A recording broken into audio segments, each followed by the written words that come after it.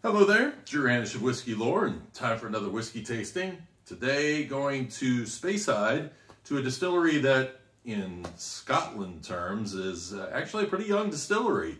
In fact, 55 years old this year is the Glenallachie distillery. And so I've been wanting to taste this one for a while. I bought this bottle maybe a year ago. In fact, it was a year ago. And I haven't sipped a whole lot out of it. It's one of those bottles that kind of got trapped up on my top shelf and behind some stuff. And so I'm like, oh man, I need to pull that out and do a tasting on it sooner or later. And sorry, it's been about a week since I've done a video because I am working on my Experiencing Irish Whiskey book, my new travel book for Ireland and distilleries. And so I was getting to a point where I was like, I gotta finish this thing.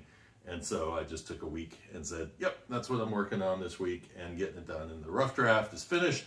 Now I'm going through doing one more review, goes to the editor. Hope is that I have it released by November the 1st. That is my goal. So we will see how that goes. But time to do a nosing and a tasting of this fine Scotch. And so when I had this, I was in Nashville, Tennessee. I was hanging out with a friend of mine and we were tasting this, and I had also gotten a bottle of Jack Daniel's Single Barrel, and we were sipping on both of those.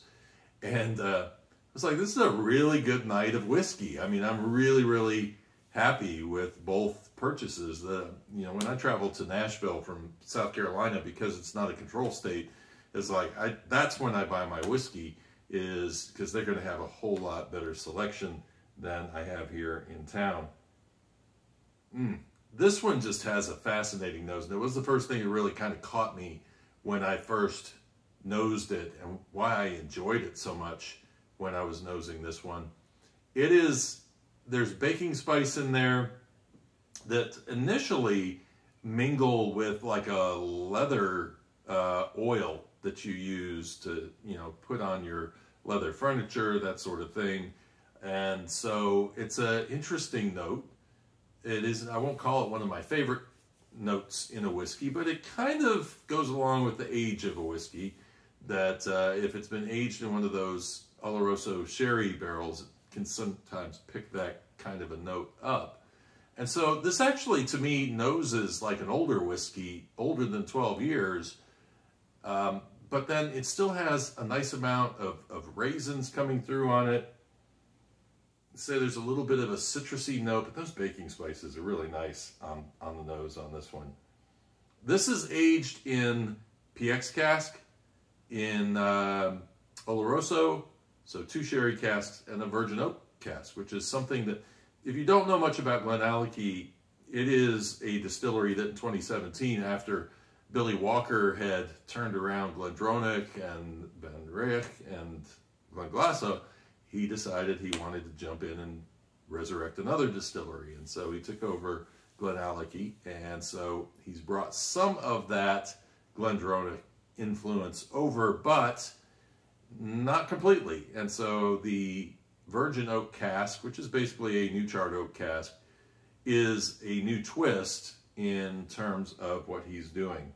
Now, I've been to that distillery, but I did not get a chance to do tours because when I was there in 2018, or was it 2019? It was 2019. They weren't doing tours at that point. So they are now, if you're in the area. Oh, just some nice smells in there, though. Cheers.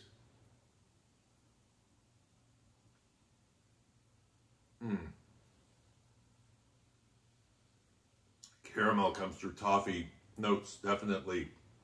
A juicy note. Juicy, kind of almost honey, orange. It's really pleasant. And then some of those dark fruit notes that you expect, plum and raisin coming through from the sherry barrels. I love how Billy Walker does not just age in Oloroso like everybody else does and goes for just the dark fruits. He takes the PX cask, balances it out with some nice, brighter, sweeter fruit. Sometimes your berry notes start to come in through there. And so there's hints of that in this whiskey that I really, I think it's why this is a whiskey that it puzzles me why it sat on the back shelf for so long, because boy, I mean, if I'm in the mood for that type of a whiskey, this is a great one to do it with. There's a bit of pepperiness that comes in after your first sip or two on this. By the third or fourth sip of it, that peppery note and that kind of oaky note at the finish is not as prevalent, and it's just a really nice drinking whiskey once it gets to that point.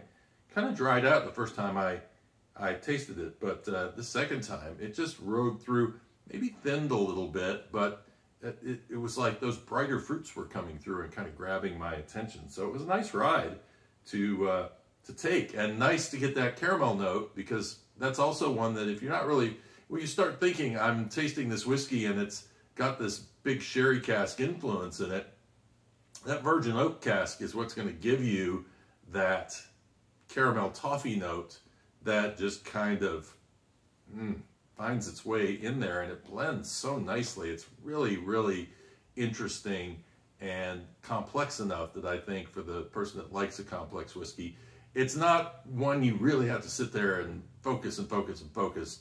It will come through and make itself apparent, but there's a lot of stuff going on in that whiskey. That's a very good whiskey. I am a fan of Glenallachie. I am a big fan of Billy Walker and what he has done at the distilleries that he has resurrected. So, hope you guys enjoyed the video. Glad to be back. If you enjoyed the video, give me a like. And if you want to see more of these videos, make sure you subscribe if you haven't already.